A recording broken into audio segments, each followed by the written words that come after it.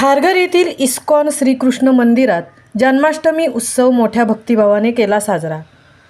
रायगड जिल्ह्यातील पनवेल तालुक्यातील खारघरमधील golf course समोरील इस्कॉन इंटरनॅशनल या मंदिर परिसरात श्रीकृष्ण जन्माष्टमी उत्सव मोठ्या भक्तिभावाने साजरा करण्यात आला।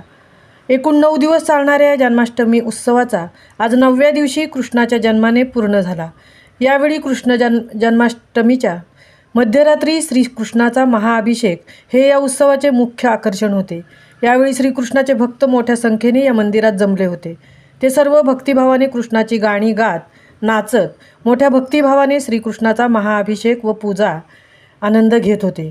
श्रीकृष्णाच्या दासांनी इस्कॉन मंदिरात श्रीकृष्णाची विविध प्रकारची गाणी गायली, भजने गात आणि श्रीकृष्णाच्या भक्तीमध्ये तल्लीन झाले होते।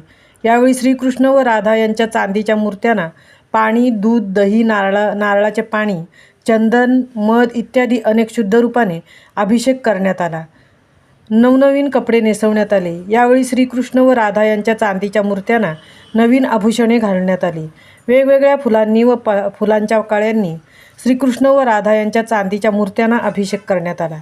श्रीकृष्ण व राधा यांच्या चांदीच्या मूर्त्या ज्या मंदिरात ठेवल्या होत्या त्या मंदिराला संपूर्ण फुलांची आरास केली होती।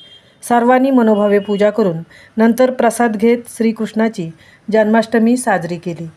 महामुंबईसह मिलिंद खारपाटील, खारघर।